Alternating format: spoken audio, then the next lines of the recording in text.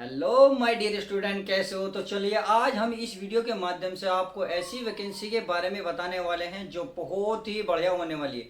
जी हाँ, मैं बात कर रहा हूँ यूनियन बैंक ऑफ इंडिया की तरफ से। देखिए, न्यू वैकेंसी आउट हो चुकी है, इसका नोटिफिकेशन आउट हो चुका है। तो इस वीडियो के माध्यम से हम बताने वाले हैं जैसे सिलेक्शन प्रोसेस क्या रहेगा, इसका एग्जाम कैसे रहेगा, एग्जाम पैटर्न क्या रहेगा, इसका फिजिकल होगा या नहीं होगा, इसकी क्वालिफिकेशन क्या मांगी गई है, डिग्री या डिप्लोमा मांगा है या नहीं मांगा है, एज क्या रहेगी, अप्लाई लिंक क्या रहेगा। यानी कि इस वीडियो के माध्यम से माय डियर स्टूडेंट शुरू से लेकर लास्ट तक एक एक वीडियो में पार्ट इंपॉर्टेंट होने वाला, बस उस दोस्तों को शेयर कर दो जो इस वीडियो को इंपॉर्टेंट समझता हो। जैसे कि अगर मैं बात करूं, यह वीडियो ऑल इंडिया लेवल के लिए होने वाली है, यानी कि भारत के आप किसी भी कोने में रहते हो इसको अप्लाई कर सकते हैं। मेल या फीमेल दोनों अप्लाई कर सकते हैं, कोई दिक्कत वाली बात नहीं है। डिग्री हुई या डिप्लोमा होगा, ये वीडियो के माध्यम से समझेंगे। इसमें एजुकेशन क्वालिफिकेशन मांगे है, क्या मांगा है, सब कुछ बताऊंगा, बस वीडियो में बने रहिएगा। आपके लिंक क्या है, यानी कि अप्लाई कहाँ जाकर इसको अप्लाई कर सकते हैं, इसकी लास्ट डेट क्या है, कब अप्लाई हुई है, सब कुछ बताऊंगा। तो चलिए बिना किसी देरी के पॉइंट टू पॉइंट बातें करते हैं। तो आज मैं इस वीडियो में बताने वाला हूं, देखिए यूनियन बैंक ऑफ इंडिया की तरफ से जो वैकेंसी निकली है उसकी टोटल। सबसे पहले अगर मैं बात करूं सिलेक्शन प्रोसेस की, देखिए सिलेक्शन प्रोसेस जो है आपको समझना बहुत ही जरूरी है। तो इससे पहले आपको थोड़ी सी मैं डिटेल बता दूं ताकि फिर आपको ये समझ में कोई भी डाउट ना रहे।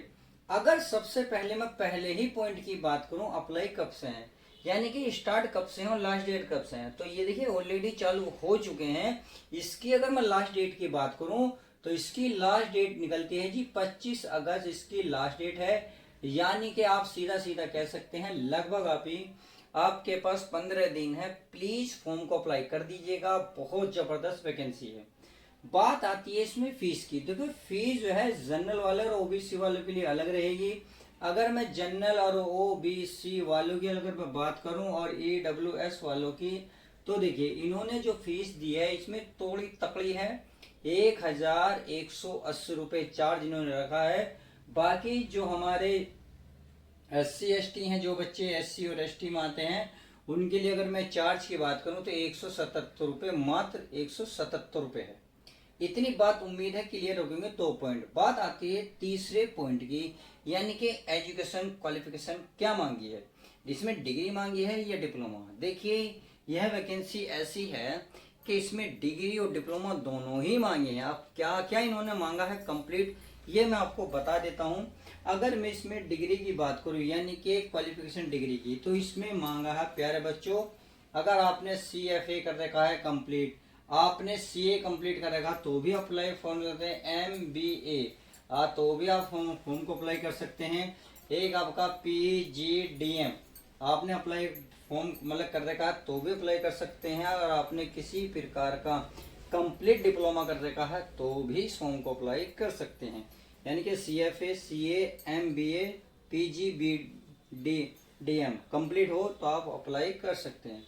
बात आती है इसमें एज की। अगर मैं एज की बात करूं तो देखिए एज जो है इसमें मिनिमम 25 रहेगी और मैक्सिमम 45 साल रहेगी।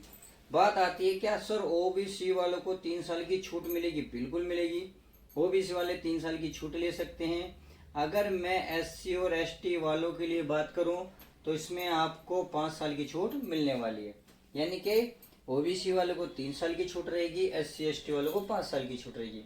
उम्मीद है हर एक पार्ट आपके समझ में आया होगा। तो प्लीज वीडियो को लाइक कर दीजिएगा, चैनल पर नहीं हो तो चैनल को सब्सक्राइब कर लीजिएगा। अब बात कर लेते हैं नेक्स्ट पॉइंट की। तो देखिए मेल फीमेल दोनों मैंने अप्लाई कर बता दिए हैं, डिग्री डिप्लोमा बता दिया है। अब बात आती है सर इसमें पोस्ट कितनी है। तो चलिए पहले पोस्ट को समझ लेते हैं, फिर सिलेक्शन प्रोसेस को डिटेल से समझते हैं।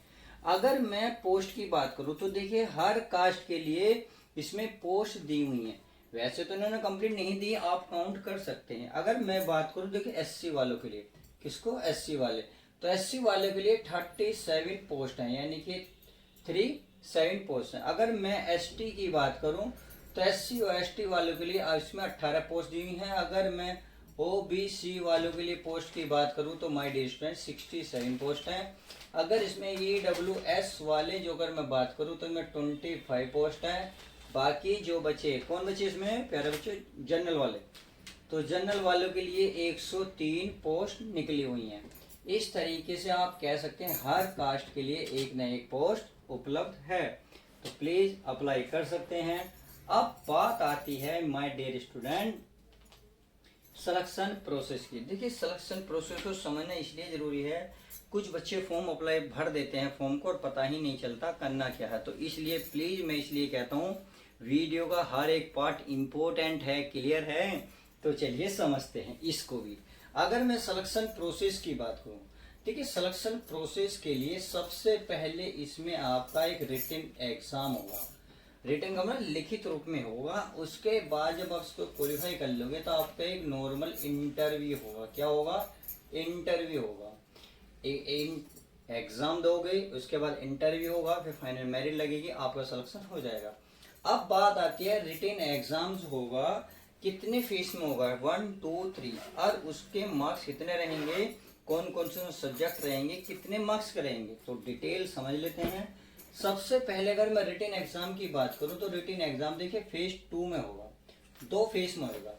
2 फेज में अगर फेज 1 की मैं बात करूं तो फेज 1 जो है आपका 150 मार्क्स का रहेगा। उसमें जो है आपका 75 नंबर की आपकी रीजनिंग रहेगी और 75 ही मार्क्स का आपका मैथ का रहेगा। इस तरीके से आप ये कह सकते हैं 150 मार्क्स में 75 नंबर की रीजनिंग है और 75 नंबर का मैथ है। समझ में आ गई? बात आती है फेज 2 की। चलिए फेज 2 की ही मैं बात कर लेता हूँ। फेज 2 भी आपका 150 मार्क्स का रहने वाला है।